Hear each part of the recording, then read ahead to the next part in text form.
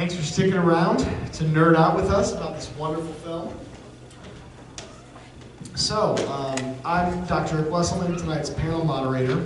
I'm from the Department of Psychology, an affiliate member of the Women, Genders, and Sexuality Studies program. I'm joined by a wonderful group of esteemed colleagues and friends and scholars, Dr. Byron Craig and Dr. Steve Rahko from the School of Communication. We're also affiliate members of the African American Studies program, and Dr. Zeng from the School of Theater, Dance, and Film. Please help me welcome my special guests. So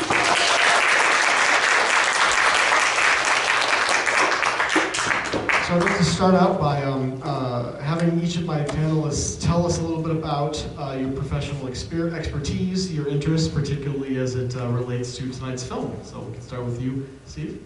All right. Can everybody hear me? Yeah. Okay, cool. So my name is Steve Rahko. I'm from the School of Communication. And so I do a lot of research on popular culture, and specifically the question of how culture is represented. And so I'm really interested in how American capitalism intersects with race, and how this is represented in popular culture at large. So Dr. Craig and I actually had a book come out 2 years ago about popular culture and a specific kind of ideology that's emerged within American culture called post-racialism. And so, yeah, whenever I watch this movie, I kind of have that in mind. So that's kind of my take on this film. I'm really interested in getting into this with all of you. Thank you. Lee? Hi, my name is Zeng. I teach film studies, so I'm from School of Theater, Dance, and Film. One of the classes, like I teach almost every year or every other year, is the horror genre. And so horror is one of my research expertise. So that's the reason I'm really interested in the film, The Sinners. That's it. And I'm Dr. Byron Craig. I'm faculty in the School of Com, but I'm also the Chief Equity and Inclusion Officer for ISU. And Steve and I basically, Dr. Rahko and I basically do the same research.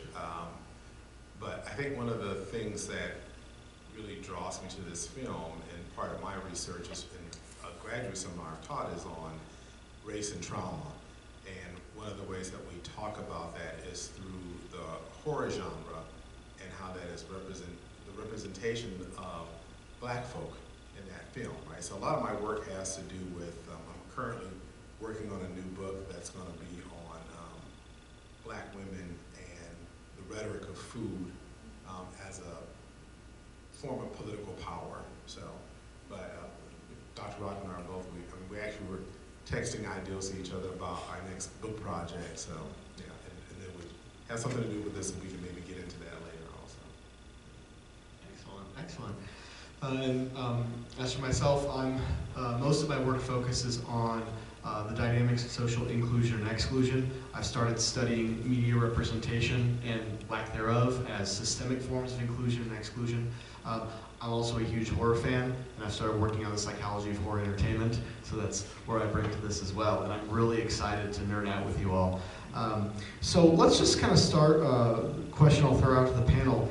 This film has broken a lot of ground, a lot of boundaries, gotten a lot of acclaim, both critically, 16 award nominations and counting, and commercially it's done amazing.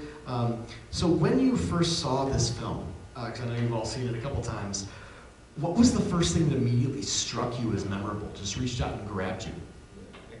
Can I start? Well, I mean, for me, the first thing that really reached out and grabbed me was, of course, seeing Michael Jordan play these two roles, right? And I don't know if you've been following the media, but recently, I forget what show he was on, Kelly Clarkson or whatever her name is, and talking about the way he performed those twins, right? And I don't know if you noticed while you were watching, but which twin? Stack? I can't remember which one, but if you notice, one has dimples and one doesn't. And he talked about that process of having the dimples. I'm a twin also, so that always intrigues me. But and my twin brother does not have dimples. I have dimples, but the way he played that role. But the thing that really captured me, and I think Dr. Rahko can attest to this, when the scene came on with the music scene and the dance scene, that just, I was on the edge of my seat that entire time and wanted that to continue to go on. And I'll say why, because it really if you watch the film closely, you can see that time plays a big role in this film, right? I kept telling people before they would leave, I was saying, it's not over, don't leave yet, it's not over, you're gonna miss this really great part, right? But it really is about this continuum of time, right? But for me, that continuum of time is very specific in that dance scene, but it's also specific about the cultures coming together in that film, right? And the role that time plays in that. And so we can talk about that a little bit later. I want you two to talk about what's striking you also. Yeah, just to follow up with one of the scene I remember most is the dance scene, when you see like the dance transcend in time and place, like bring all different cultures together. So that is really, really powerful. And for me, since I'm a big horror fan and researching horror, so immediately I was drawn to the film is because of the vampire. So I immediately watched the film in relation to the vampire genres, like that I had watched, and think about like in what way this film continue the tradition, while at the same time also bring new elements to the vampire horror genre, particularly in the concept of the vampire represent the outsider. And from the very early on, we know like Nosferatu and particularly like Dracula, the sense of like how the outsider and try to break into the mainstream, the society and culture. Whereas more recent vampire film like The Girl Walks Home Alone, that type of vampire is kind of give more empathy to the vampire figures, because the vampire represent the marginalized group. So this film is so interesting because it make it so complex. It's that who is really the outsider? Is the vampire representing the outsider, or it is actually the people inside as outsider, right? So there is this kind of power dynamic. Is not necessarily like the outsider who is more representing the power. So I find that's really fascinating through the representation in this film. So I'll just stop right here. No, I mean, these are great. So Dr. Craig and I saw it at the same time when we first saw it, and we talked a lot about that, the dance scene and what that represents. It's a beautiful scene.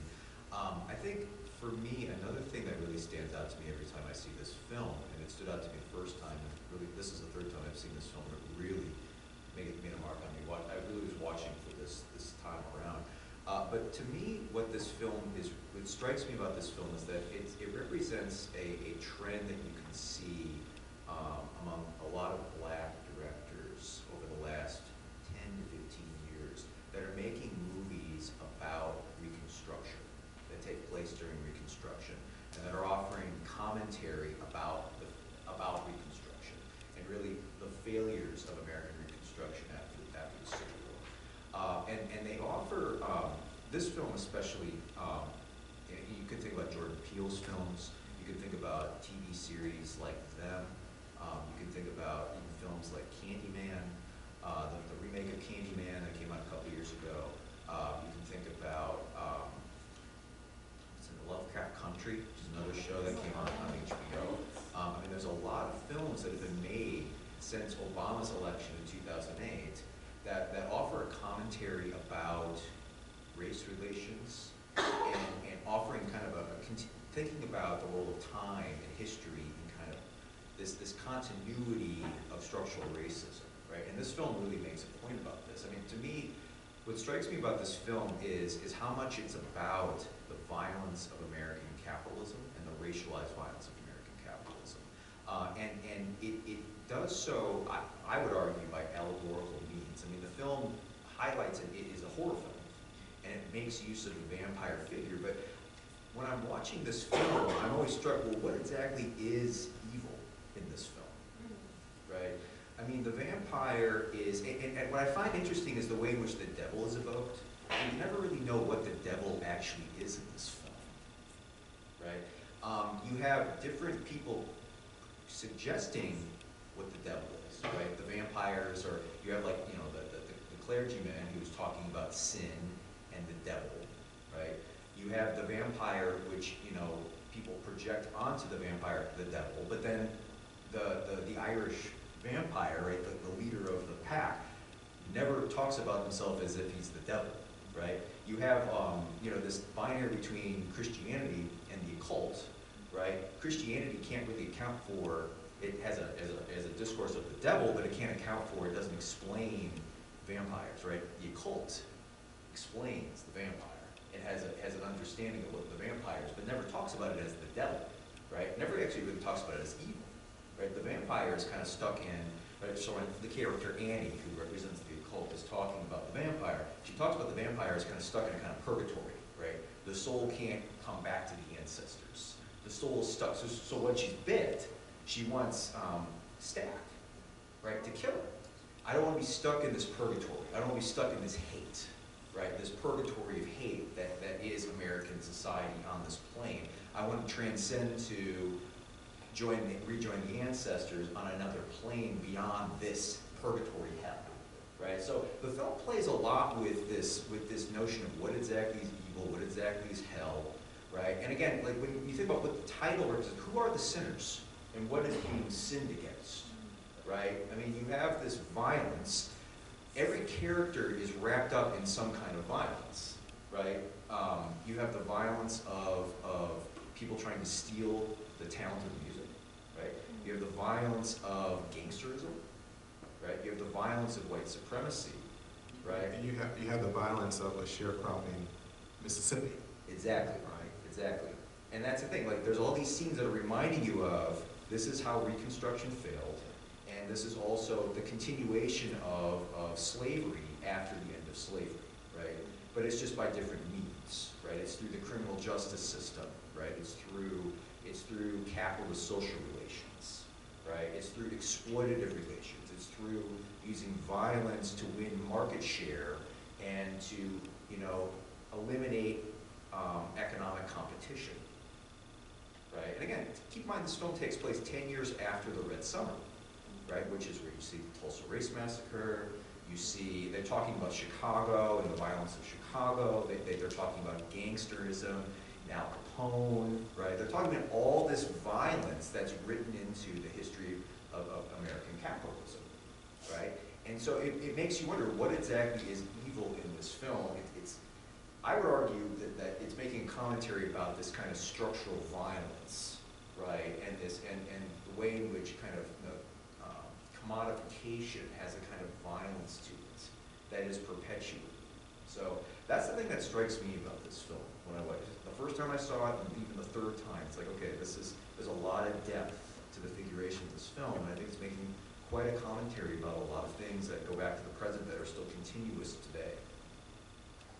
Lee or Byron, would you like to riff off of what Steve put forth? I think you made a great point about it, and I was constantly thinking about the title, the name, The Sinners, and so I was thinking about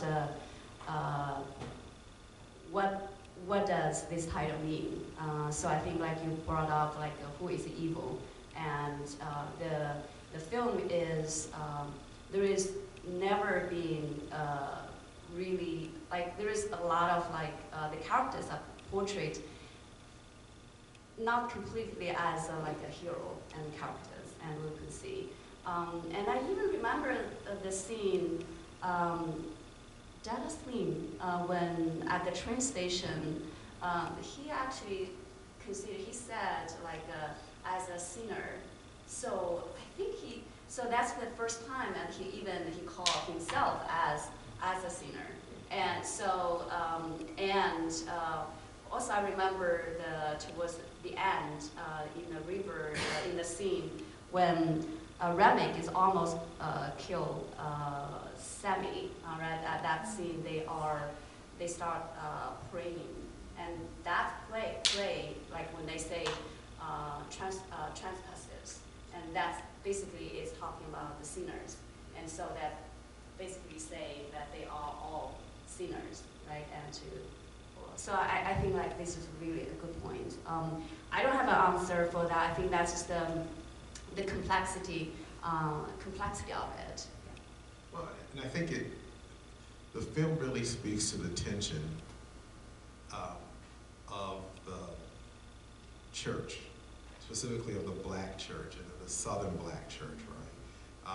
And so when he, refers to himself as the sinner, right? That's part of that, I think that tradition of the black church, right? He's an outsider to the church, right? We talked about outsiders, so he's an outsider to that church.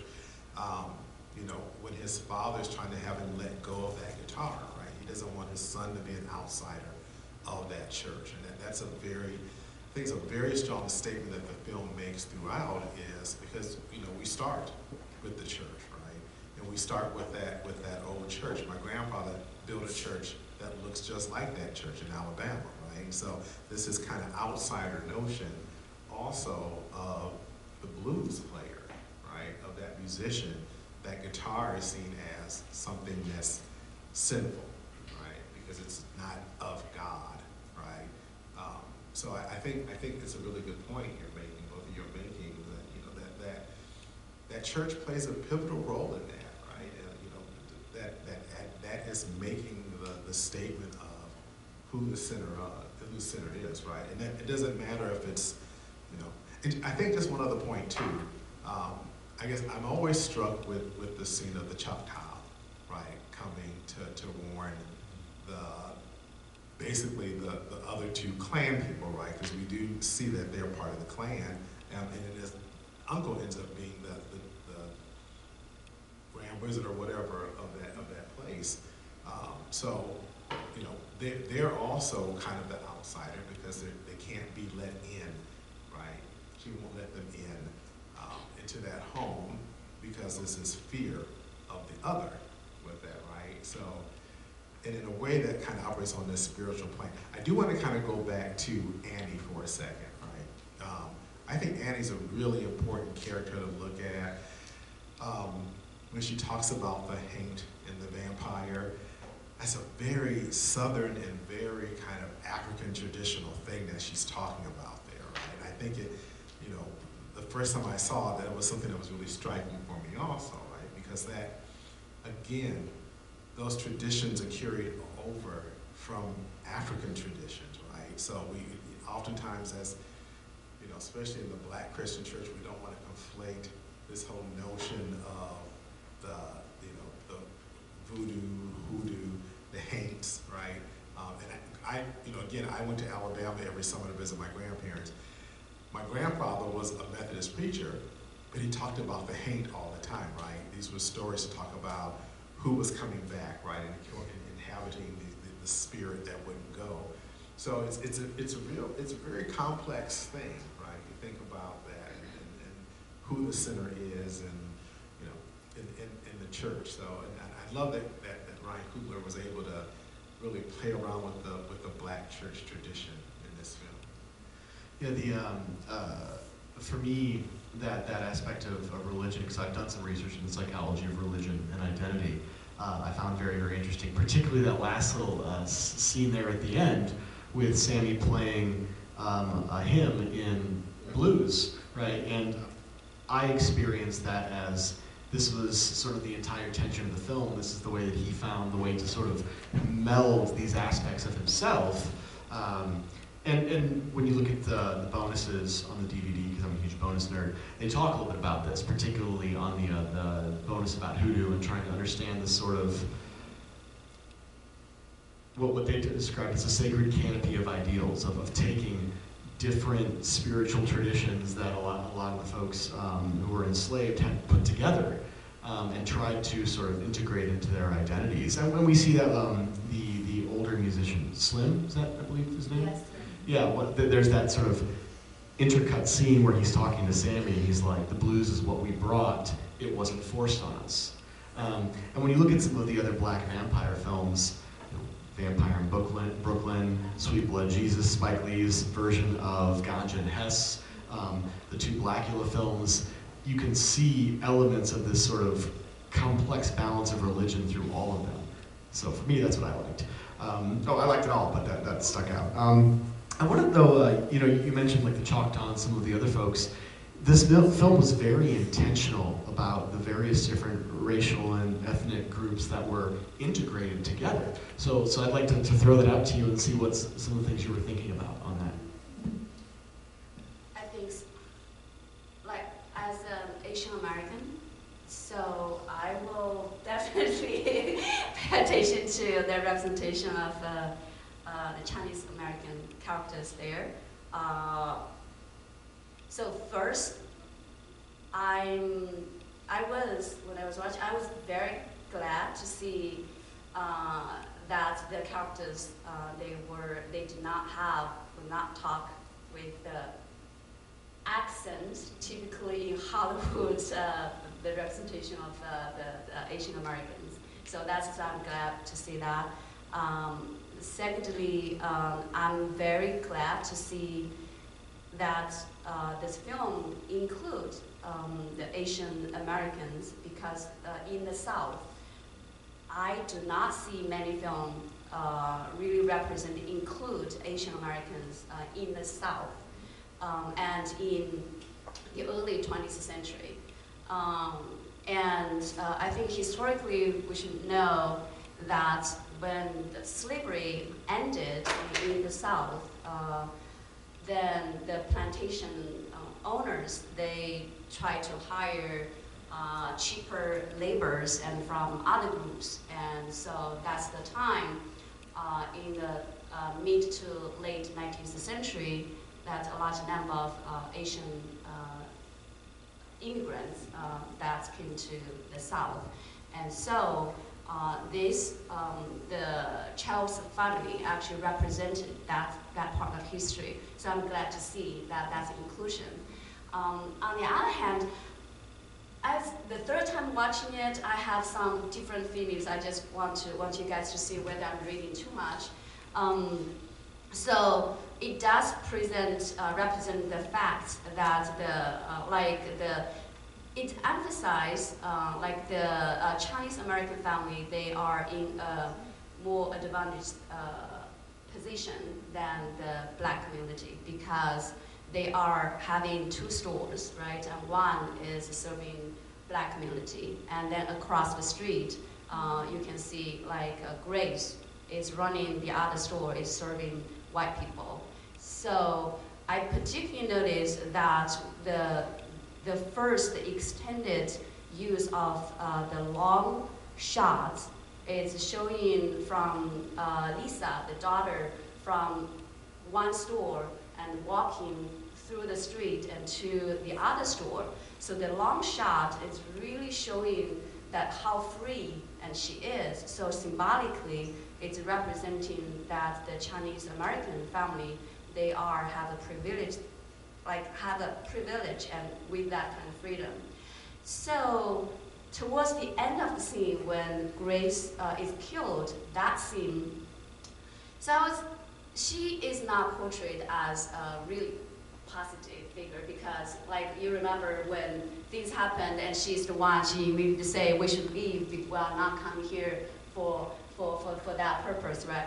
And then the final scene, of course, like when the whole group put on a fight and everyone fought really and had certain scenes to show that, and she is killed basically right away, right, burned to death. So I was just thinking like, wow, she seems to be punished for her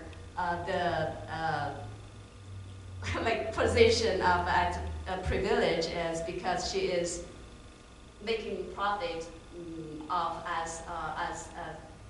for that reason. So I don't know. This is the third time watching it. It hit me, and I was thinking like, I wish you just add a little bit shots and with she, and also among the people put out some fight. I may not have immediately the kind. So I just think I like the inclusion. I think that I would want the film to show more solidarity between the like people of color, like different races. Yeah, that's my Yeah. Oh no. I will say this: when the film first came out, and you all probably weren't on the same kind of chat rooms that I was in, but I mean, her character was slammed, basically, right? Everyone hated her because she said, "Come in," right?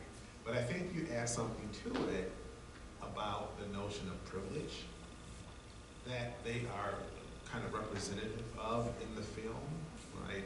I love the way you talked about with the long shot, right? We see that, right? We see that crossing of, you know, serving a white community and serving a black community, right? And I think what he's doing, because Coogler is just really big into history, and I can't remember what year this happened, but it's almost like he is referencing the shooting of the young black woman, I think in California, right, in Los Angeles, right? And so it's almost like he's like, you know, I'm going to make this happen to kind of, you know, kind of have some retribution on what happened in Los Angeles, right? But I agree with you, but I will tell you, in like on, you know, we have a thing on for Game of Thrones, right? We have a space called Dim Thrones, right? That black people were on, right? And even some of the Twitter feeds that immediately went after her character, right? And people were blaming her for the death and destruction that happened, right? And people have said, well, if it had been for her, the vampires wouldn't have come in there. People would have survived, right? And so there's a huge tension that I think that we need to kind of probably work through with that. And I think maybe Coogler does that also to identify that tension still between I think the black community and the Asian American community, right?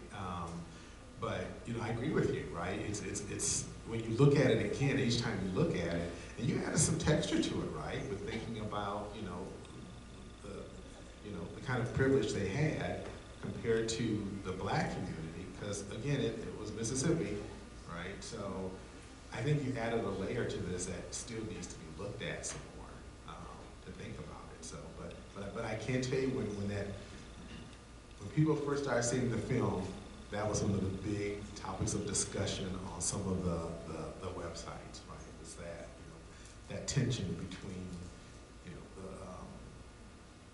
Black Americans and Asian Americans, right? So it was a big discussion. Well, but I think I think you're both kind of emphasizing a point that I would make is that, again, this is a film about how capitalism structures social relationships in different ways. I mean, capitalism racializes America. There's an underlying racialization to capitalism, right? And it's very clearly evident in this tension between this ethnic tension here, right? Because what they're all doing is trying to strategically, outmaneuver each other within a market.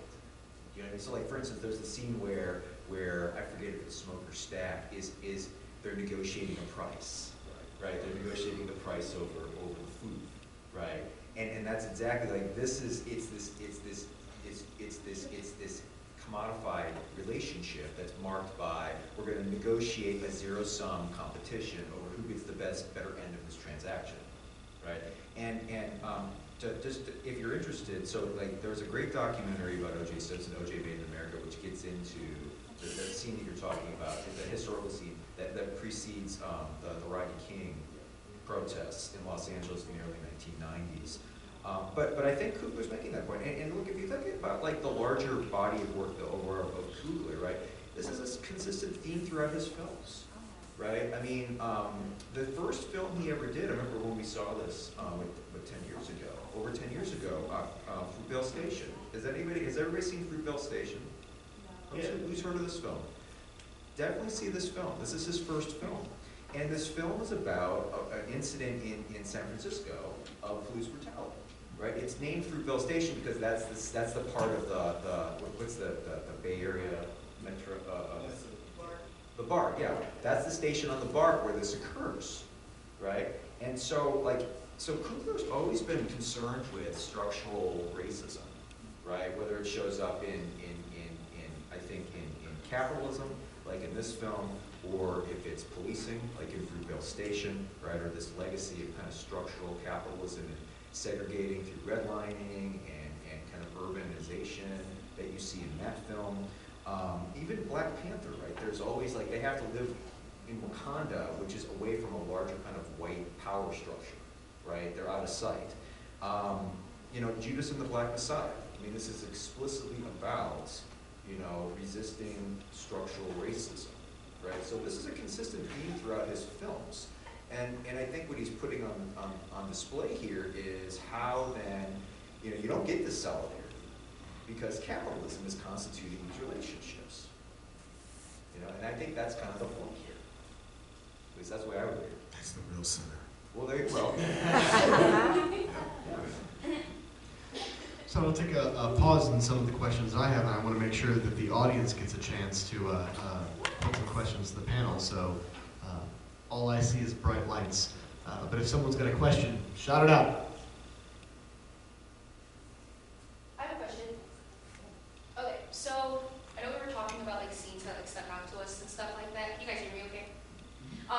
One of the scenes that like I think about very frequently is the scene in the car when they're driving past the crew on the side of the road, and Slim starts talking about I think one of you guys mentioned like bringing the blues and everything like that, and you can kind of like hear the sound in the background of like the lynching and the killing. Yes.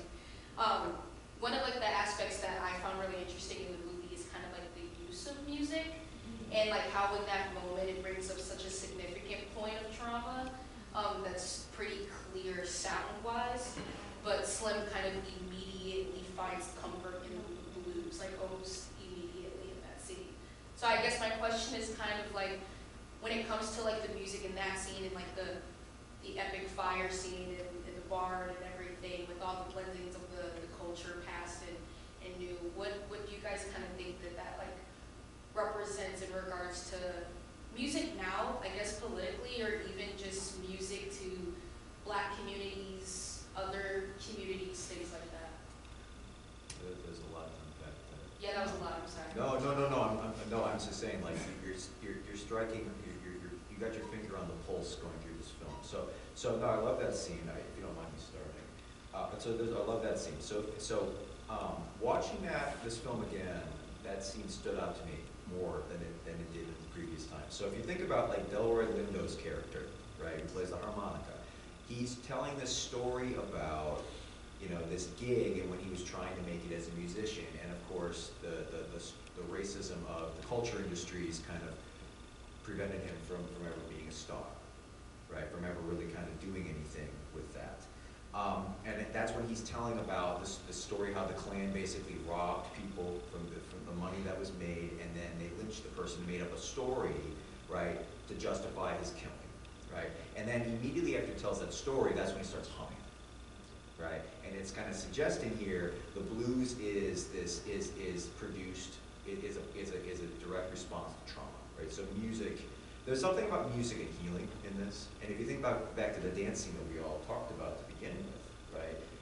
One of the things that strikes me about that film, about that scene watching this now, is they do the dance scene and it's intergenerational, right? They're dealing with time, but also they're clearly going back in the past, but they're also going back to the future, right? Because if you remember, right, once the three vampires approach, they're seeing the building burning, and they're seeing everybody dancing within the burn kind of remains, right? But this is before, of course, like you see this foreshadowing of what's to come, but the violence hasn't occurred yet where this building's burned down.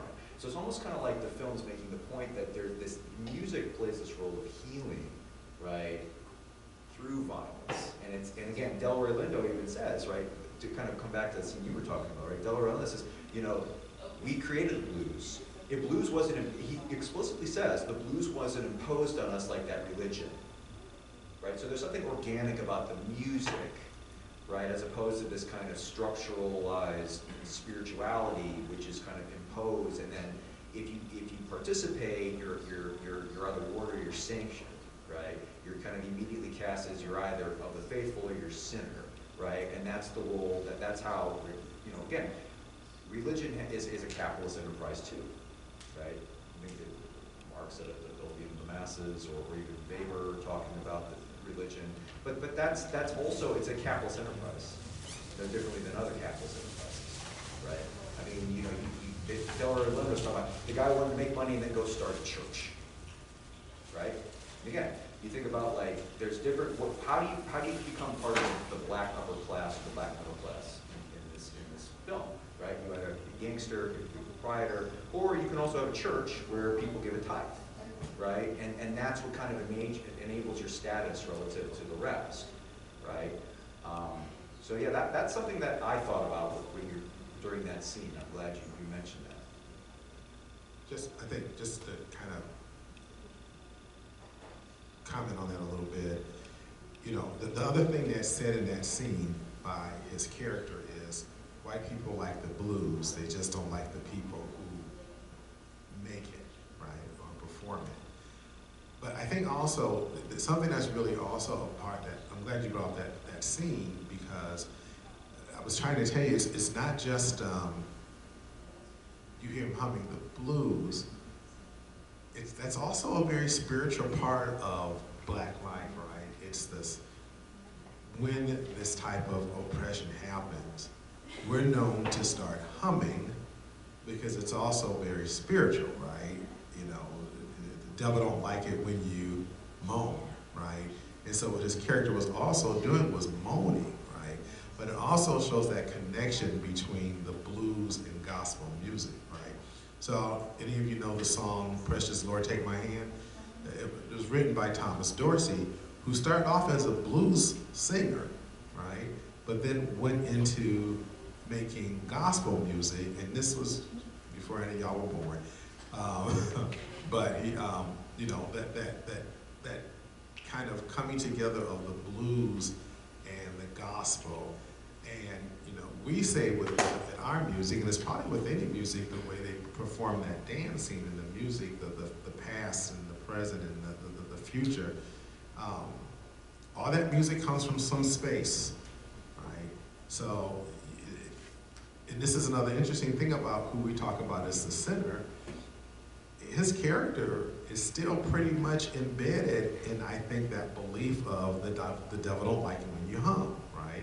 Because the devil can't understand the humming, right? He doesn't understand the devil doesn't understand what that means, right? And so it's also a way of that character comforting himself with thinking about that lynching, right? Because remember, he says he can still hear it, he can still see it, right? He still sees the castration, right? He still sees the way the violence done on that black body. He immediately has to hum, right? That's him centering himself again. And it's partially the blues, but I would argue partially the gospel also, right? That religious part of him that I think is still there. Trying to hold both together. Yeah. I think you already said everything. I just, but Steve, it's very interesting when you talk about the fire scene. I don't know, when I was watching it, I had different interpretation. I didn't think that it was it was the beauty was burning down. That is from Remix, his point of view. I actually thought that scene for me is powerful. That it's on fire. That the beauty was kind of burnt down is because of the power of the blues, the music. The music for me represents healing during the car scene. It's representing the power of emancipation, liberation. So I feel in that scene, the song, I think the lyric says burning down freedom. So I thought when you hold on to your to your culture, to the root of the culture, to your identity, and it's going to have this power of burn down anything trapped you. So I thought that's my interpretation for that scene. So it's kind of interesting, yeah. Yeah, well, I mean, it goes back, and I'm gonna age myself a little bit, but it goes back to this roof.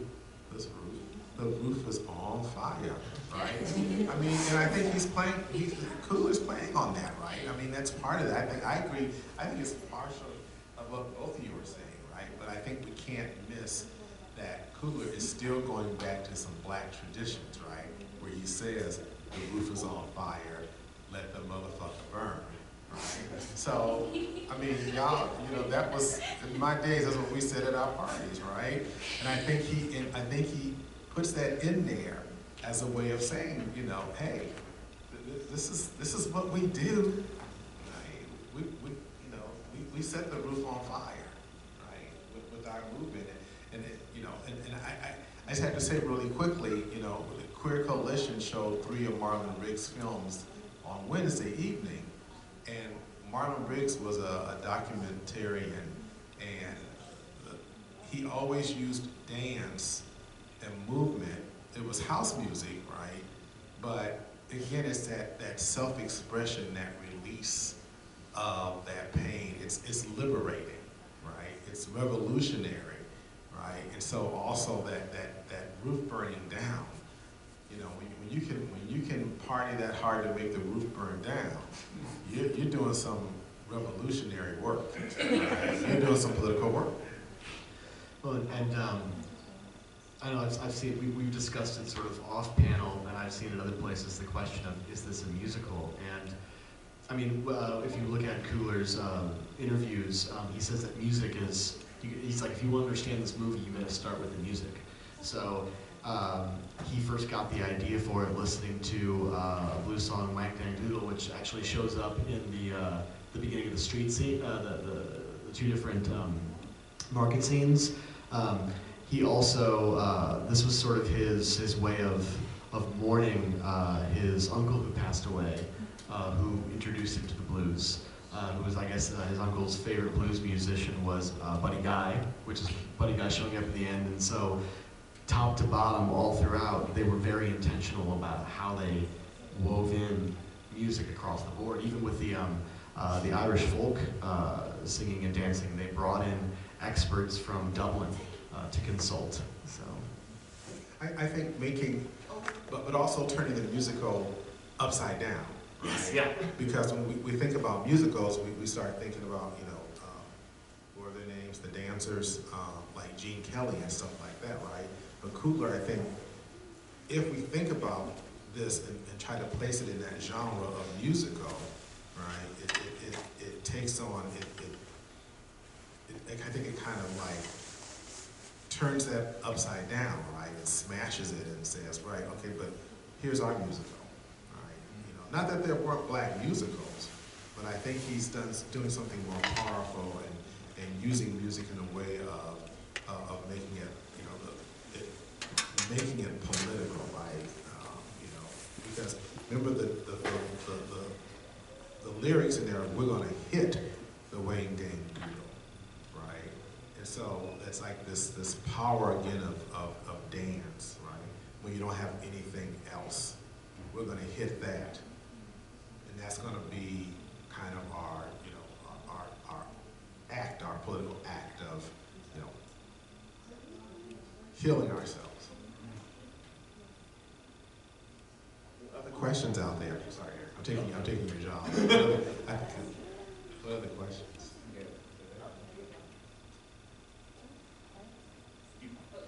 Okay. So we'll go ahead and Ashley's go. Go ahead. Yeah, go ahead. What's your question? Okay, I just wanted to ask about the role of black music in all of this. I think, like, in Amy's character, you can see that she's kind of like this all-knowing, and like she is the one that really knows about the vampires, how to treat them, how to make sure that they stay safe.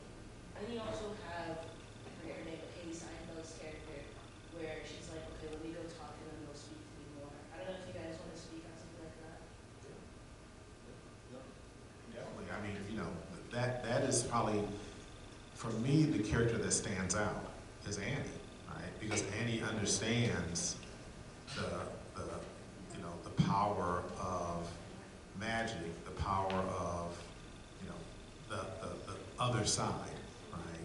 The otherworldly, right? And it's, you know, she pieces together all of this, right? So once again, right, all of that falls onto her, right? To you know, to help them understand, here's what it is, right? And you know, she just becomes, for me, she's the power of the film, right? She's the power of the film with what she has to do, and she, you know, she understands the pain of smoke and stack. I think she understands the pain of everyone in that film, right? And she can speak to everyone's pain, right? And also, she's the one that, you know, she's at the door, and she's like, hey, when she's talking to, what's his name, who he picks up in the cotton field, she's like, you talk to me, because I'm understanding what's going on here, right? And I think also it speaks to, I'll be honest, I would have, one of the things when I left the film, the first one I thought, I would like to see more about her in this story, right? Because she is the one that protects them, and she says that, and she claims that, right? And they can't argue with that, right? She protects them. She's the one that keeps them alive in Chicago, right? Through her conjuring, right? And so, you know, I think there's something very powerful, but it's also the representation of her, right? And her body, right? She's not the typical Elle Fanning or whatever the other white actresses' names are, right? She's a more robust black woman, and there's that power. I think that also kind of signifies for the film. So, I mean, that's just my thoughts on it. You probably have better thoughts on it than me, but you can share those if you like. But to me, I think I think there's this, she kind of envelops this power. I just think, like, as you're talking, I'm thinking about also, like, the masculinization of black women as well. And how, like, yes, she is the protector, but is she somehow, like, forced to be in that role by, like, what they expect from her? Especially when you compare it to, like, Haley Steinfeld's character, where she's kind of allowed to kind of move freely. And that is because, like, of her proximity to whiteness, but also just that, I don't know, like, she wasn't expected to kind of behave in the role as Annie. I don't know. Yeah, but you said as Annie, As Oh, like yeah, a dark-skinned black woman. yeah. Well, and I think for me, I think he's kind of giving power to that character, right? You know, and kind of fighting against that stereotype of the Jezebel or the Mammy character, right? And giving her that power. So, you know, but I get your point also, right? You know, what exactly? It's another complexity of the film, I think. So yeah, she was just a character that I was watching and loved her. Well, I think what makes her compelling, she's my favorite character in this film, actually. And I think what makes her compelling to me is that, you know, because of her gender, because of her race, she is sort of structurally positioned differently than a lot of the other characters that, you know, when we compare her to, what's the actress that can pass as white? Mary, yeah. Or even the Asian matriarch, right? Yeah, Grace. She's different. She's structurally positioned differently, right? She's not in kind of the urban center, right? She's kind of out in the hinterland, right? But she has, like, she to me becomes the closest of all the characters in this film to being heroic, right? I think more than any other character, she's the most heroic for all the reasons she protects. She's the one that understands the what's going on. She has kind of almost like a martyr character development arc, right? Because she doesn't want to succumb to this purgatory, right? She's kind of informing, this is how you have to fight this, right? She can see what the other characters cannot see, right? She's kind of the compass and sort of this voice of wisdom. And to give her that kind of power is in a culture that does not recognize demonize her and basically treats her as like valueless and disposable, I think is very, very interesting move from Cooper. I think he's making a point.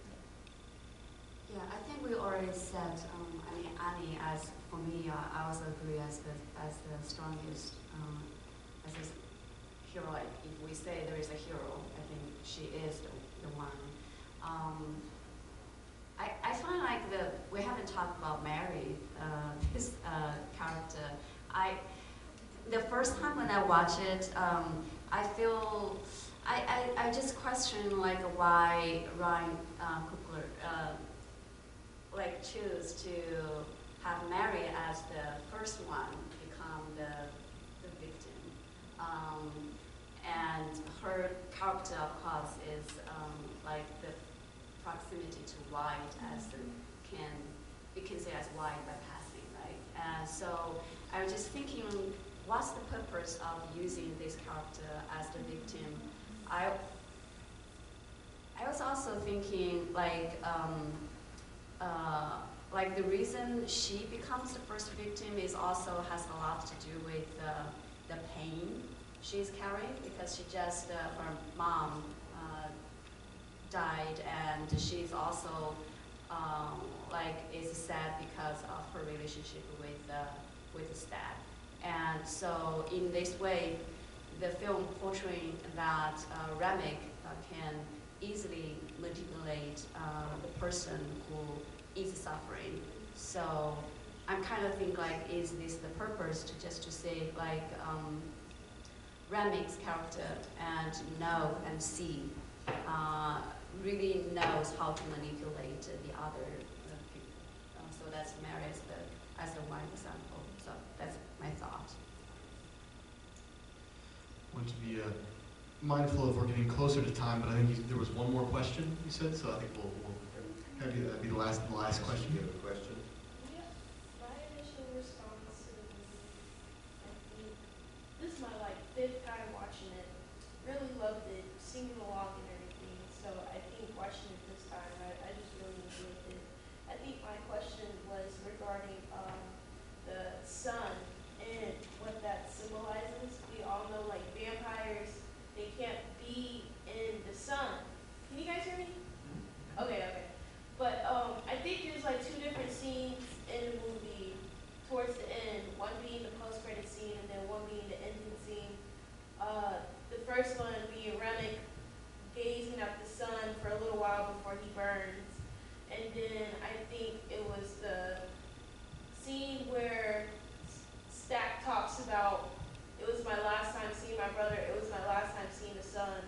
And basically, what do you think, or do you think that has some type of parallelism to it? Because I think that that's a very important symbol to me, but I'm not entirely sure why. That's a great question. I actually, this 3rd time watch it, I paid more attention to Remick, the character, like before he disappeared, and kind of that's the moment I think it's showing like he finally, as Annie says, he is free, and his soul is free, and that he finally can be able to join his ancestor. So I feel Remick's character is very complex. It's not completely portrayed as evil. I think the last moment, it seems to give a little bit empathy for him, because as a vampire, I mean, he is also trapped and in this body, and he talks about as representing the Irish character, it's his community, his people, like it's killed and oppressed by the British, right? So there is this kind of, he represents also the oppressed group, and then come here, but he actually becomes an oppressor and changed from the repressed, right? So there is this, but the last moment, it's kind of showing that finally his soul is free. he always, what he wants, the Sammy is for him to be able to bring back his community so that he can join I would say bring back his community and so that he can be find his home. I think the last moment is finally like he's free, and so there is this kind of moment is maybe make the audience try to feel the sense of like a relief, like so that's I kind of find that's my take about has that son, and rather than pain, but it's relief for him. So I love the question, and I love the way you're thinking about this, because it got me thinking about what the vampire represents in this film.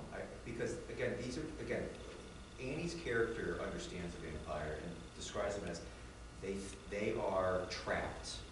But the thing is, the vampires throughout the whole film describe themselves, and they think of themselves as liberated and free, but it's not. It's a kind of false consciousness, right? They think they're free, but they're not. And if you think about the initial scene with Mary, right? Like, Remick understands her. He's like, I can sense the sadness in you. I can sense that you're dealing with something bad. So he can immediately sense out her trauma.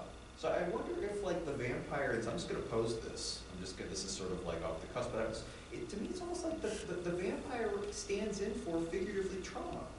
It's like represents it. Like they're stuck in this kind of, they're trapped and they can't get out and they don't know how to get out. And they relate to each other this way, right?